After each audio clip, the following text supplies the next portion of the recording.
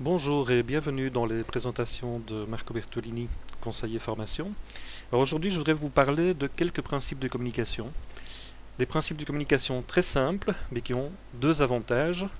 Le premier, c'est d'être très efficace, et le deuxième, c'est de s'appliquer à toute action de communication. Et donc nous allons les passer en revue ensemble. Tout d'abord, avant d'entamer quelque action de communication que ce soit, posez-vous ces trois questions fondamentales.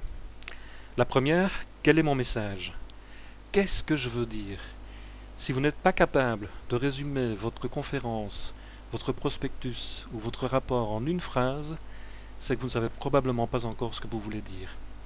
Si vous n'y arrivez pas, c'est que probablement vous avez plusieurs messages qui sont en train de se parasiter les uns les autres et que vous n'arrivez pas encore à dégager vraiment le cœur de votre communication. Donc travaillez là-dessus. Et tant que vous n'arrivez pas à résumer votre message en une phrase, n'entamez même pas la phase suivante. Question suivante. Quel est mon objectif? Est-ce que je veux informer, convaincre, former, vendre, mobiliser?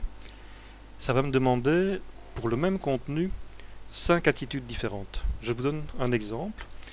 Le gouvernement belge a décidé d'augmenter la TVA et de passer de 21 à 23%. Donc j'informe, messieurs, mesdames, je vous informe qu'à partir du 1er janvier 2014, le gouvernement belge a décidé d'augmenter la TVA sur les produits de luxe. Elle passera donc de 21 à 23%. Je dois vous convaincre, mesdames, messieurs, étant donné les effets de la crise de 2008 sur les finances belges, la fiscalité doit changer, doit évoluer. Nous avons besoin de nouvelles recettes et c'est donc la raison pour laquelle nous avons décidé, malheureusement, la mort dans l'âme, d'augmenter la TVA de 21 à 23%. Former, et bien voilà, pour adapter votre tableau Excel au nouveau taux de TVA, commencez d'abord par cliquer sur le menu Ouvrir le fichier.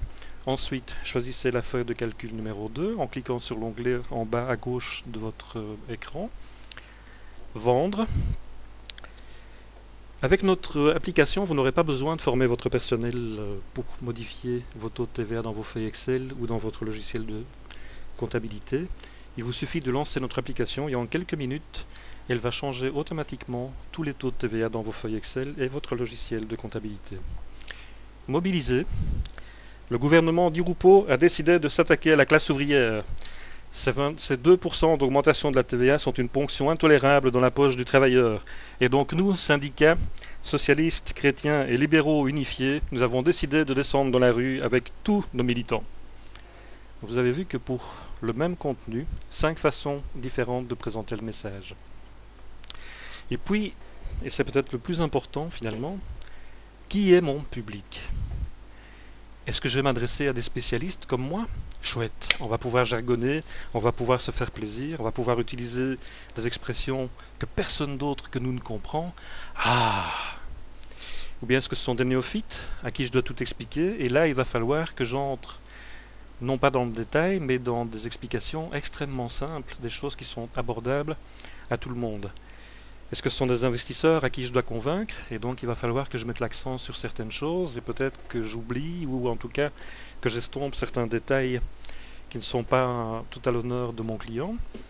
Ou bien le cas de figure le plus stressant, je n'en sais rien. Je ne sais pas qui sera le public à qui je vais m'adresser. Et dans ce cas-là, je vous donne un très très bon conseil. Considérez que toutes ces personnes sont des néophytes.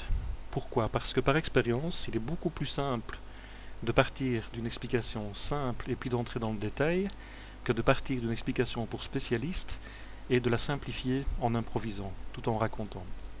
Si vous ne me croyez pas, faites l'expérience, vous allez voir, c'est assez parlant. Et puis, le grand principe de toute communication, le principe le plus difficile à mettre en œuvre, l'important dans une communication, ce n'est pas ce que vous dites. Non. Regardez un peu, un petit exemple. Si vous avez bu, tenez les mains loin du volant. Ben, ce monsieur fait ce qu'on lui a dit. Il fait ce qu'il a compris. Et donc l'important dans une communication, ce n'est pas ce que vous dites. L'important dans une communication, c'est ce que l'autre comprend. Et donc, quand on entame une communication, une action de communication, il faut toujours se mettre dans la peau de ceux qui vont nous écouter, qui vont nous lire, qui vont assister à notre conférence. C'est la chose la plus difficile au monde. Un autre grand principe, restez simple. Restez simple, on ne vous le répétera jamais assez. Essayez d'être simple, élégant et d'aller directement au but. Par pitié, pas d'usine à gaz, ne torturez pas vos auditeurs, n'embarquez pas vos lecteurs dans des phrases abstruses que personne ne comprend, avec des expressions que 4 personnes en francophonie sont peut-être capables de maîtriser. Testez vos idées. Votre communication est terminée, vous pensez qu'elle correspond à votre public, eh bien faites un dernier test. Parlez à quelqu'un qui ne connaît pas votre sujet ou montrez votre document à quelqu'un qui ne connaît rien. Et s'il fait cette tête-là, il y a de grandes chances pour que certaines choses soient à revoir dans votre communication. Et donc, réajustez le tir si nécessaire. Et puis enfin, dernier conseil, choisissez soigneusement votre support. Tous les supports ne conviennent pas pour toutes les communications. Si vous devez mobiliser les gens dans une action proche, une action de proximité, il vaut parfois mieux prendre une feuille de papier et quelques post-it qu'un logiciel bien cher avec 10 000 fonctions, mais qui va peut-être s'interposer entre vous et votre public.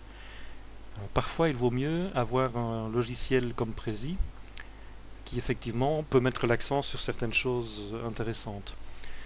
Ne faites pas comme ce que j'ai vu trop souvent, empiler des tonnes de textes pour rendre un rapport sous forme d'un PowerPoint. N'essayez pas non plus de faire des mises en page de prospectus sur Word, etc. Ça ne marche pas. Donc, choisissez toujours l'outil adéquat par rapport à ce que vous voulez dire. Merci de votre attention. À bientôt.